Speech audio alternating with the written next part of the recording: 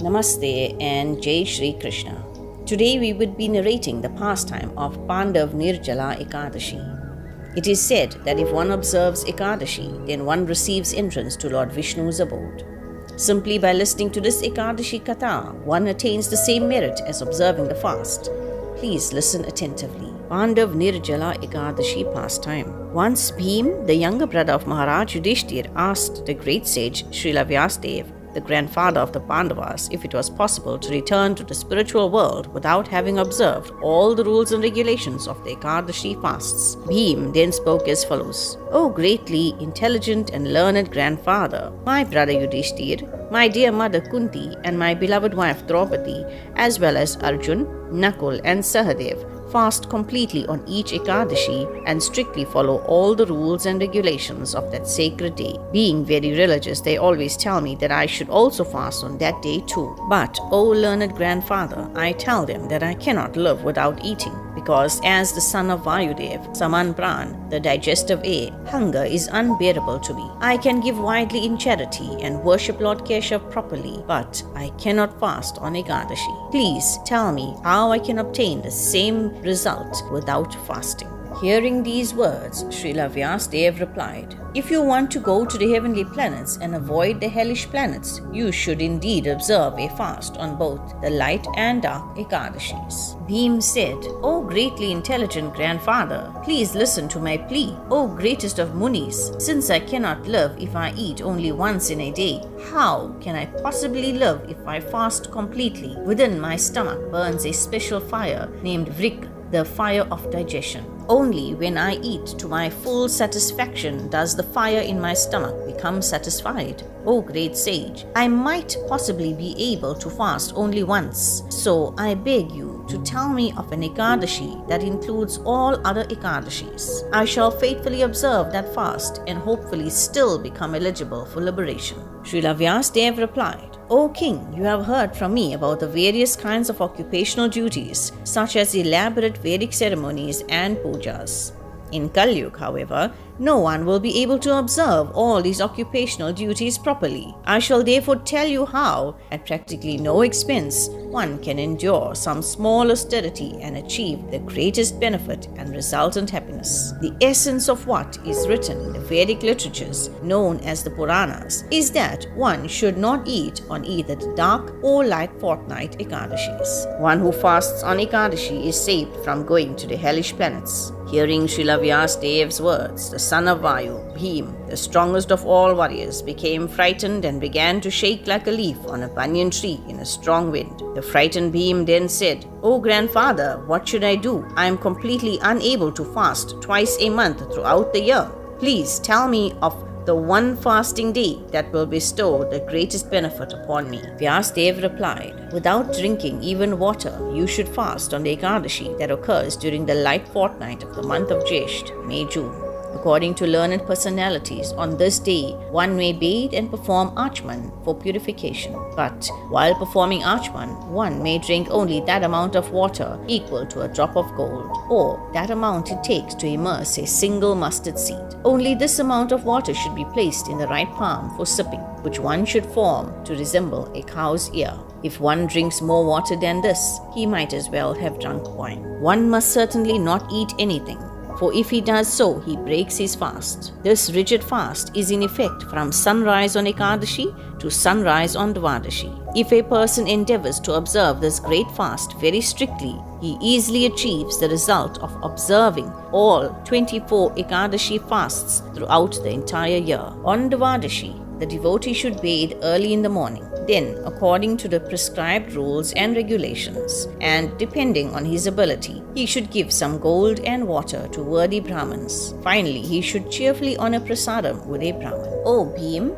one who can fast on this special Ekadashi in this manner reaps the benefit of having fasted on every Ekadashi during the year. There is no doubt of this. O Bhim, now hear the specific merit one gets by fasting on this Ekadashi. The Supreme Lord Keshav, who holds a conch, discus, club, and lotus, personally told me everyone should take shelter of me and follow my instructions. Then he told me that one who fasts on this Ekadashi without drinking water or eating becomes free of all sinful reactions, and that one who observes the difficult Nirjal fast on Jyestha Shukla Ekadashi truly reaps the benefit of all other Ekadashi fasts. O Bhim, in Kali Yuga, the age of quarrel and hypocrisy, when all the principles of the Vedas will have been destroyed or greatly minimized, and when there will be no proper charity or observance of the ancient Vedic principles and ceremonies, how will there be any means of purifying the self? But there is the opportunity to fast on Ekadashi and become free of all one's past sins. O son of Vayu, what more can I say to you? You should not eat during the Ekadashis that occur during the dark and light fortnights, and you should even give up drinking water, Nirjal water, on the particularly auspicious Ekadashi day of Jyestha Shukla Ekadashi. O Vrikodar, the ferocious eater, whoever fasts on this Ekadashi receives the merits of bathing in all the places of pilgrimage, giving all kinds of charities, and fasting on all the dark and light Ekadashis. Of this there is no doubt. O tiger among men,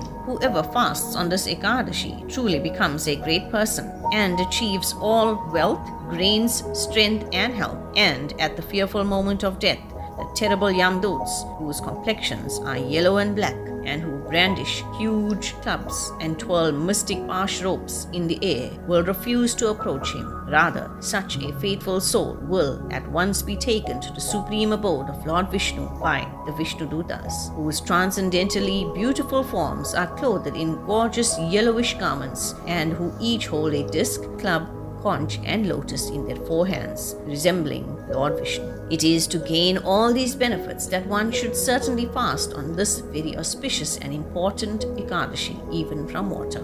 When the other Pandavas heard about the benefits to be gained by following Jyestha Shukla Ekadashi, they resolved to observe it exactly as Srila Vyasadeva had explained it to their brother Bhim. All the Pandavas observed it by refraining from eating or drinking anything, and thus this day is also known as Pandav Nirjal Dvadashi. Srila Vyasadeva continued, O Bhim, therefore you should observe this important fast to remove all your past sinful reactions. You should pray to the Supreme Personality of Godhead, Lord Shrikrishna, in this way, making your Sankalp declaration. O Lord of all the Devas, O Supreme Personality of Godhead, today I shall observe Ekadashi without taking any water. O unlimited Anant, I shall break fast on the next day, Dvadashi. Thereafter, to remove all his sins, the devotee should honor this Ekadashi fast with full faith in the Lord and with full control over his senses. Whether his sins are equal in volume to Mount Sumeru or to Mandarachal Hill, if he or she observes this Ekadashi, the sins that have been accumulated all become nullified and are burned to ashes. Such is the great power of this Ekadashi. O best of human beings, although a person should also give water and cows in charity during this Ekadashi, if for some reason or other he cannot, then he should give a qualified Brahman some cloth or a pot filled with water. Indeed, the merit achieved by giving water alone equals that gained by giving gold 10 million times a day. O Bhim, Lord Shri Krishna has said that whoever observes this Ekadashi should take a holy bath, give charity to a worthy person, chant the Lord's holy names on a japamala, and perform some kind of recommended sacrifice. For by doing these things on this day, one receives imperishable benefits. There is no need to perform any other kind of religious duty. Observance of this Ekadashi fast alone promotes one to the supreme abode of Sri Vishnu. O best of the Kurus, if one donates gold, cloth, or anything else on this day, the merit one obtains is imperishable. Remember, whosoever eats any grains on Ekadashi becomes contaminated by sin and verily eats only sin. In effect, after death, he suffers a hellish existence. But he who observes the sacred Jyestha Shukla Ekadashi and gives something in charity certainly achieves liberation from the cycle of repeated birth and death and attains to the supreme abode. Observing this Ekadashi, which is merged with Dvadashi, frees one from the horrible sin of killing a Brahman, drinking liquor and wine, becoming envious of one's spiritual master, and ignoring his instructions and continually telling lies. Furthermore, O best of beings, any man or woman who observes this fast properly and worships the Supreme Lord of Jal Shahi, he who sleeps on the water, and who on the next day satisfies a qualified Brahmin with nice sweets and a donation of cows and money. Such a person certainly pleases the Supreme Lord Vasudev, so much so that 100 previous generations in his family undoubtedly go to the Supreme Lord's abode, even though they may have been very sinful, of bad character, and guilty of suicide, etc. Indeed, one who observes this amazing Ekadashi rides on a glorious celestial airplane, Viman, to the Lord's abode.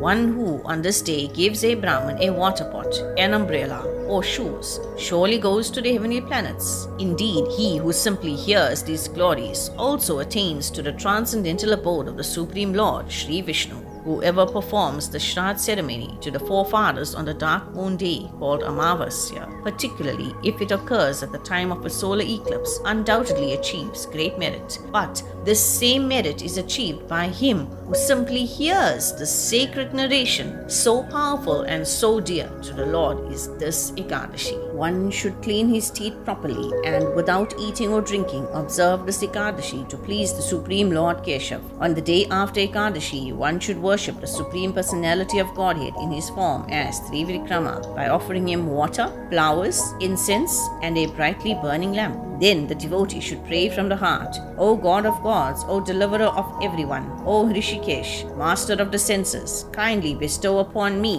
the gift of liberation, though I can offer you nothing greater than this humble pot filled with water. Then the devotee should donate the water pot to a Brahmin. O Bhim, after observing this Ekadashi fast and donating the recommended items according to his ability, the devotee should feed Brahmins and thereafter honor prasadam silently.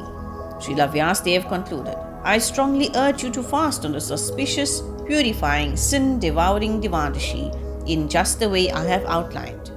Thus you will be completely freed of all sins and reach the supreme abode. Thus ends the narration of the glories of Jyestha Shukla Ekadashi or Bhimseni Nirjalaa Ekadashi from the Brahma Vaivarta Puran. Please hit the like button and subscribe to my channel to encourage more videos like this. Hari Bol.